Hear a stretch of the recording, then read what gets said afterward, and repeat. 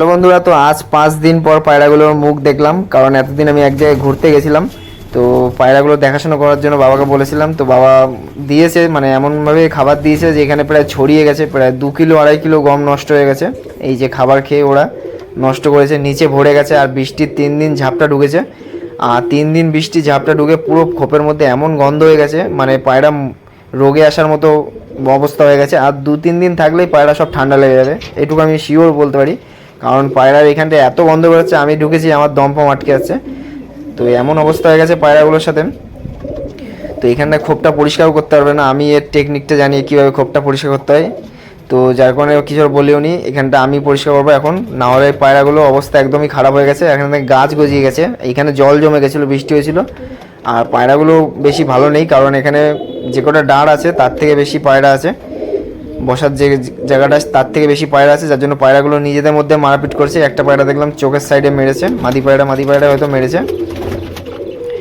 আর এই পায়রাটা জোড়া দেবো, এই পায়রাটা তো ডিম দিয়েছে, ডিমটা চেলেছিলাম।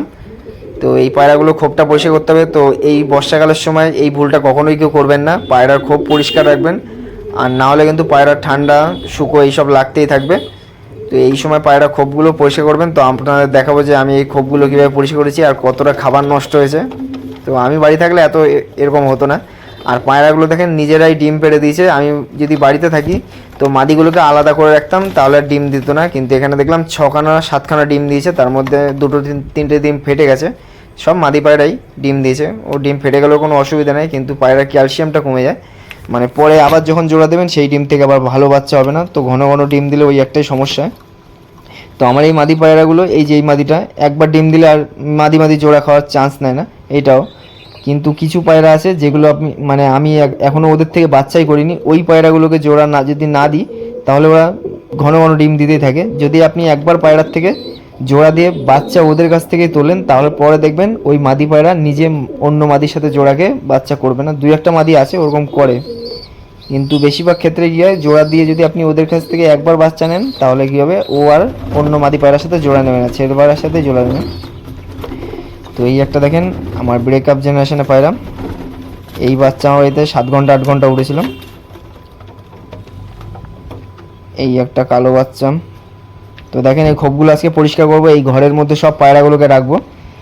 আর এখন তো পুরো বৃষ্টির ওয়েদার, তো আমি এখানে পায়রাগুলো ঘরে এইখান থেকে বের করে সব ওই ঘরে রাখবো, তারপরে ওই ঘরটাকে পরিষ্কার করবো। তো আপনাদের দেখাবো, দেখেন একটু ধৈর্য করে দেখেন। দেখেন এইখানে সব পায়রা, এই খোপেও দেখেন প্রচণ্ড নোংরা হয়ে গেছে, সব খোপেই মোটামুটি নোংরা হয়ে গেছে, মানে নোংরার থেকে বেশি খাবার পড়ে নষ্ট হয়ে গেছে। এখানে দেখেন খাবার, দেখেন এখানেই প্রায় 150 গ্রামের উপর খাবার আছে, মানে প্রত্যেকটা ঘরে এরকম খাবার বেশি বেশি দেওয়াতে কী হয়েছে, গমগুলো খায়নি আর বাদবাকি খাবারগুলো ফেলে দিয়েছে। বেশি খাবার দিলে কি করে, ওরা ফেলে দেয়, ভালো খাবারটা খায়, আর যেগুলো খেতে ইচ্ছা না করে না ওগুলো কি করে বাইরে ফেলে দেয় ঠোঁট দিয়ে। তো যার কারণে আমি মাপের মতো খাবার দিই, যাতে ওরা নষ্ট না কম করে। আর এই যে পায়রাগুলোকে সব বের করেছি, মাদি ঘরের পায়রা, এর মধ্যে অনেক বাচ্চা আছে যেগুলো নর আছে বেশিরভাগ, মানে নর্মাদি তো এখন বোঝা যাচ্ছে না, যখন বোঝা যাবে নর্মাদি তখন সিঙ্গেল করে দেবো।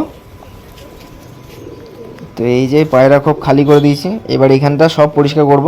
আর এইগুলোকে জল দিয়ে পুরোপুরি ধুয়ে দেবো, কারণ এখন বর্ষার ওয়েদার, এই টাইমে কিন্তু রোগ ব্যাধি বেশি চান্স থাকে। তো আপনারা যদি এরকম খোপ না পরিষ্কার করেন তাহলে কিন্তু পায়রা, আমার এরকম আর 2-3 দিন থাকলেই পায়রা রোগে পড়া মানে শুরু হয়ে যেত। তো সময় মতো চলে এসেছিলাম, তো গিয়েছিলাম শ্বশুরবাড়ি, তো সেই ভিডিও দেবো ওখানে।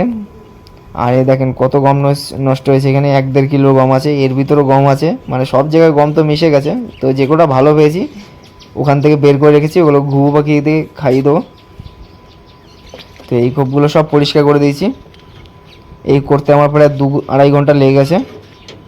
আর এই যে হলো পায়রাগুলোকে সব পড়াকে স্নান করে দিয়েছি পাইপ দিয়ে জল ছুড়ে, আর এই যে হলো পরিষ্কার করে দিয়েছি। এবার পায়রাগুলো একটু শান্তিতে থাকতে পারবে, কারণ এখানে যে গন্ধ ছিল, মানে আমি টিকতে পারছিলাম না 2-3 সেকেন্ডের জন্য।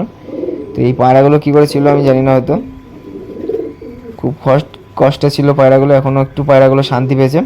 আর এই খোপটা এই যে পরিষ্কার করে দিই, ওই পাশে একটা ফাঁকা আছে, ওখান থেকে পায়রা জল বেরিয়ে যায়। তো আপনারা এরকমভাবে পায়রা খোপগুলো পরিষ্কার করে রাখবেন এই বর্ষার সময়টা বিশেষ করে, কারণ এখন যে পায়রা পায়খানা করবে স্যাঁতস্যাঁতে ভাবটা হবে, কারণ আগে যে পায়খানাগুলো করেছে ওগুলো এখন শুকাতে যাবে না, যার কারণে পায়রা খোপটা স্যাঁতস্যাঁতে টাইপের হবে। যখনই পায়খানা করবেন পায়রাকে সপ্তাহে মানে 2বার করে পরিষ্কার করে দেবেন যদি পারেন। তো তাহলে ভালো হয়। আর এই যে আমার যে খোপটা, এটা আমি প্রায় 1 মাস পর পর করি। তো ভিডিওটা কেমন লাগলো জানাবেন।